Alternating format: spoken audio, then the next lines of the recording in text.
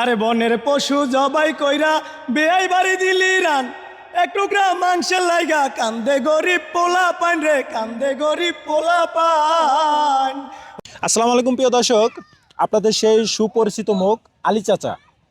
সে জিয়াউদ্দিন আসছে আমাদেরকে গান শোনানোর জন্য। আসলে তার গানে কিন্তু মাধুর্য আছে, প্রত্যেকটা গানে কলিতে কলিতে আপনার চোখের পানি চলে আসবে, কারণ আমরা জানি হ্যাঁ গান আমরা শুনছি। তো আজকে আমরা চলে আসলাম। ভাই আসসালামু আলাইকুম। ওয়ালাইকুম আসসালাম। ভালো আছেন? আলহামদুলিল্লাহ ভাই। আপনার বিগ ফ্যান ভাই। বিগ ফ্যান হ্যাঁ, ধন্যবাদ ভাই। আপনার এই যে আমাদের যে অডিয়েন্স যারা আছে সবাই মনে করেন যে মানে আপনার প্রতি যে আগ্রহটা জেগে উঠবে এরকম একটা গান শোনাবেন। এখানে প্রত্যেকটা লোকে কমেন্ট করে যাবেন যে গানটা আসলে কিরকম হয়েছে। গানটা শোনার পর শুরু যেহেতু করেন। আমি ঢাকা কেরানীগঞ্জ থেকে আসছি, আর আপনারা বাউল গান অনেকেই শোনেন, আর বাউল গানটা কিন্তু উৎপত্তি আমাদের কেরানীগঞ্জ থেকেই।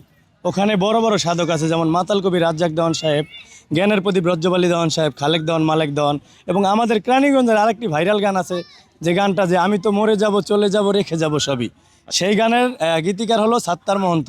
তিনিও আমাদের ওই কেরানীগঞ্জের মাটির লোক। তো এখন বর্তমানে হলো কুরবানি। আচ্ছা, আমাদের সমাজে কিছু বড় লোকরা আছে কুরবানি দেয়, তিন ভাগে ভাগ করা। যেমন কিছু মানুষ কুরবানি দেয় মানুষকে দেখানোর জন্য, কিছু মানুষ কুরবানি দেয় আল্লাহকে রাজি খুশি করার জন্য, কিছু মানুষ কুরবানি দেয় ফুটানি করার জন্য, আবার কিছু মানুষ কুরবানি দেয় আত্মীয় স্বজনের বাড়িতে পাঠায়, প্লাস গরিব দুঃখীর মানুষের কি করে বলে করে নিয়ে এক টুকরা দুই টুকরা জালনাতে ফিক্কা মারে। তো আবার ওই যে কেসি গেট দিয়ে ধাক্কা দিয়ে দেয়, মাথা ফাইটে যায় মানুষের। তো সেই বিষয় নিয়ে আমাদের মাতাল কবি রাজ্জাক দেওয়ান সাহেব একটা গান লিখছিল, আমি দেখি এই গানটা গাইতে পারি কিনা। আপনার দর্শকের উদ্দেশ্যে শোনান। ওরে টুপি জুব্বা লম্বা দাড়ি রাখিয়া মুসলমানি, বনের পশু জবাই কইরা নাম ফালাইলি কুরবানি, নাম ফালাইলি কুরবানি। ও ছিল ইসলামের বচন তোর প্রাণ প্রিয় ধন, ওরে গরু কি তোর এতই আপন, গরু কি তোর এতই আপন, যেই রক্তে হইলি লাল, ঘুম দিয়া কাটালি মনা চিরকাল, ঘুম দিয়া কাটালি মনা চিরকাল, ঘুম দিয়া কাটালি মনা চিরকাল। ঠিক আছে গানের কথা? 100% ঠিক আছে। দর্শক আপনারা কমেন্টে জানাবেন, আসলে কিন্তু বাস্তবতার সাথে গানের কিন্তু অনেকটা মিল আছে। অনেকটা মিল আছে। এখন গান বর্তমানে যে বড় লোকেরা কোটি কোটি টাকা যারা কামায় তারা কোরবানি দেয়, কিন্তু গরিব দুঃখী পায় না, শো করতেছে আমার টাকা আছে, আমি কোরবানি না দিলে আমার কিন্তু প্রতিবেশী সবাই না। ওই যে অল্প টাকায় ভয়ঙ্কর আছে না, যারা অল্প টাকায় বড় লোক হয়ে গেছে, তারা কুরবানি দেয় হলো নাম ফুটানোর জন্য। বড় গরু কিনা নিয়ে আইয়া জবাই কইরা তারপর মনে করেন আত্মীয় স্বজনের বাড়িতে পাঠায়, বেআই বাড়ি রান পাঠায়, আর এক টুকরা গোস্তের লেগে কান্দে গরিব পোলাপাইন। গতকালকে আমি একটা ভিডিও দেখছি, ভিডিওটার ভিতরে আপনি গোস্ত আনতে যায় মানুষের মাথা ফেটে গেছে। চিন্তা করছেন তাহলে এই কুরবানির মূল্য কি আছে? কি মূল্য কোনো আছে? মূল্য নাই। কুরবানি হলো আল্লাহকে রাজি খুশি করার জন্য। আল্লাহ পাক বলছেন যে কুরবানি তোমার মনের পশুকে করো, বনের পশুকে নয়।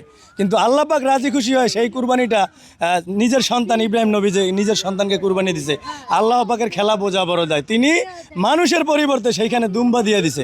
সেই থেকে প্রচলিত হয়েছে আমাদের বিশ্বে, সারা দুনিয়ায় আপনার পশু কুরবানি, উট মহিষ ভেড়া গরু ছাগল এগুলো কুরবানি হয়। কিন্তু আপনি ভাইবা দেখেন তো এই কুরবানিগুলো যদি কি অবস্থা